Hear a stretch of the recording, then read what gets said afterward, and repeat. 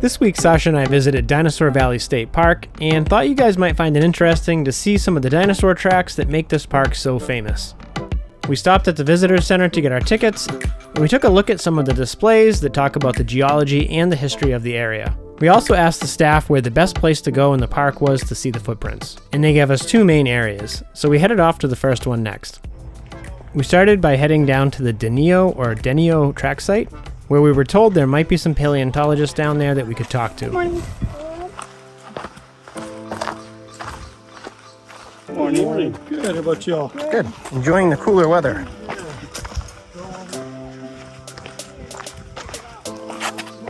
It's funny, I was just thinking, like, when do we get to the river? Here it is.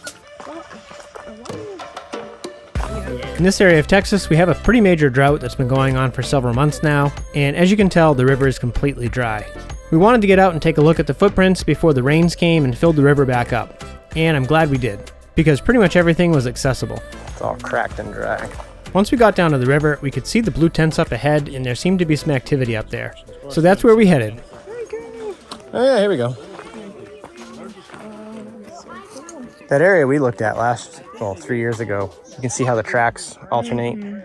Someone told me that those are pterodactyl prints. Oh, really? It's the edge of they walk with their elbows. Oh, wow. Maybe. That's so cool. This entire area is covered with these three-toed footprints, along with some round, bigger footprints that you can see right here. Deep Sauropod Tracks. Yeah, big, wide, fat feet. Yeah, it's like elephants almost. Looks like that was him right there. There are thousands of these footprints. They're all over the place. Some of them are really thin, some of them are large, some of them are small. In many of them, you can make out where the toe is and then where the claw or the toenail, if you want to call it that, would be. If it wasn't for the three-toed ones, it would be very easy to mistake this as just pock marks from erosion. Like you can see the claw marks. Oh, yeah. Mystery Squiggle Trail. That's what I would Are they say. talking about that line? Oh yeah, look at that. Must have been very muddy down here.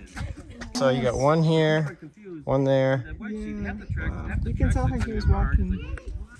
All these sites, they're down here probably to feed on something. Tracks are going every which way, so they're not following or chasing each other. They're feeding on something else, and it's probably all the small animals like there's fish teeth we find, snails, clams, oysters, urchins, ammonites. They have a seafood buffet here. That's why they're down here. Was this a freshwater area or a saltwater area? Brackish, probably. It was basically the ancient Gulf of Mexico that came inland much farther. And when the tide would go out, you'd have miles of moist, slimy mud exposed. The two toes of the baby right there. Yeah, because I was going to say... That's cool. Like this one, he's going in deep. The toes are narrow but not completely collapsed, so we look for the same size as shape. Go there and then there. And this other guy here, it's shallower but real distinct toes and claw marks. And so we step there. It's the same character. Right, yeah. Walking along that way. The foot slide down there, if you haven't seen that, check that out. Like these, you can see the claw went in, and then it looks like the mud kind of fell back into the hole. Oh yeah. So you got a claw mark here, and then So he slid in the mud. That's crazy. And then, of course, I mean, there was stuff there, but it's all in this layer, and you can see how the layer changes. What's the time frame of this layer? It's lower Cretaceous, about 113 million years. What do they call them? Sauropods. We started to head down to the next tent, especially because we wanted to see the double foot slide that the guide was talking about. That tent seems to have had some challenges today. That must be a constant thing where they have to come in, clean the sites off. They have some volunteers and some archaeologists. Like every time it rains and floods. You can see that this guy slipped possibly. It looks like... He was talking about... Oh, that's the one. Yeah, double claw, yes. No, what? And you can see two prints. I wonder if that's related to the double claw.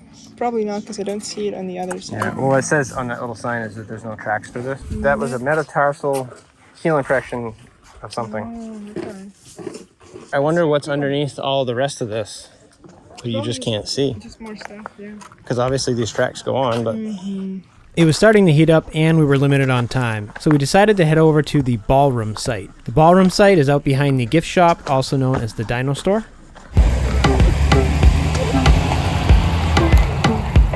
Yeah, I see see some people walking. So. Yeah. What was this place called? I think it's the Ballroom. Ballroom, yeah. Blue Hole. Ballroom track site. As usual, Sasha was trying to make new friends with the wildlife. Right. Finger for scale. Hi. Oh. You gonna teach him how to swim? I don't want to pet him too much. So this is the theropod. It's the, like you said, it's like T-Rex but smaller, and it has the ridge on its back. And then that's the Brontosaurus. All of these hikes are pretty easy, but the stairs and walkways can be a little slippery because of the sand and dust. I remember seeing this, these deep, three-toed. Well, we think we're going to the Holy Land.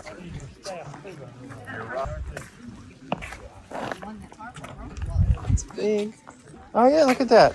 Baby Sauropod Tracks. Little tiny footprints. Well, there's a little one right there, and then there's a slightly big, that's like a teenager. Okay. And then there's Mama over there. Probably. Yeah, I can see why they call it Ballroom, because they're just all over the place. Just all over the place, yeah. Mommy, whoa, another cat. Something went in and mushed the mud up and over. You can see the doot. Yeah. I just like that you can see their stride, you know, it's here and except my legs aren't that long. I was gonna say best Sauropod track on site even shows pad impressions. Very cool, you can see all of this. Wow. Yeah, so you get the claws and then I guess maybe those are the pads. Interesting. Like you can obviously see here and here and here. Yeah, getting windy. Feels good. Good. What I have in my mind is like Jurassic Park, and all of these footsteps were followed by like boom, boom. Is that exactly how they were walking? Yes.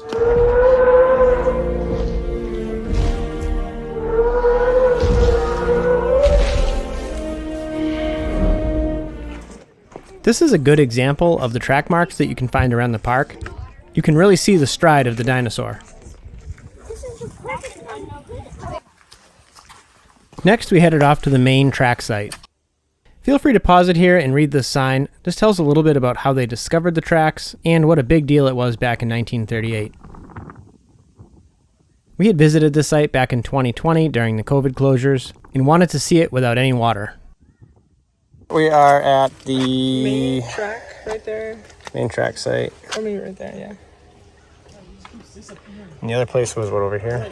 Yeah, we were Right there. at Ballroom, and this is First main. place was here. Yes. Okay. Oh, look at that. You can rent waders so that you don't get dry. I mean, so that you don't get wet in We the should do that. wet river.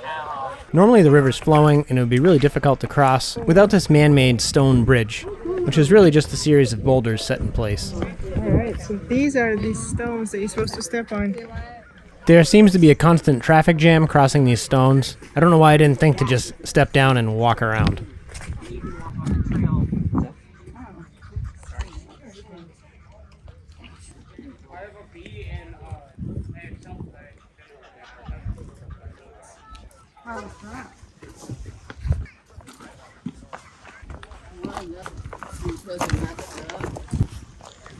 This is the only area of the park that we could find that was roped off, and I believe that this is the original track site, so it does hold some historic value.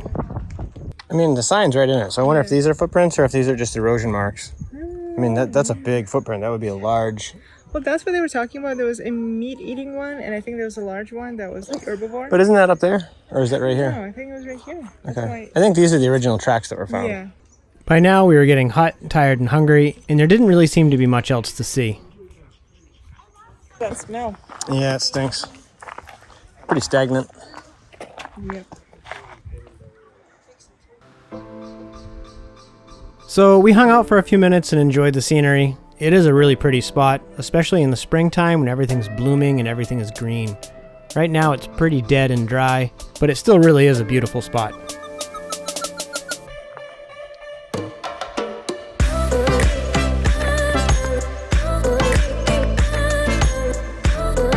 Keep in mind, there is a lot more to explore in this park, but Sasha and I only had a couple hours to check out the tracks. If you guys are ever down in this area, Dinosaur Valley State Park is really worth a stop. There's a ton of biking and hiking trails, and seeing the dinosaur tracks is a really memorable experience.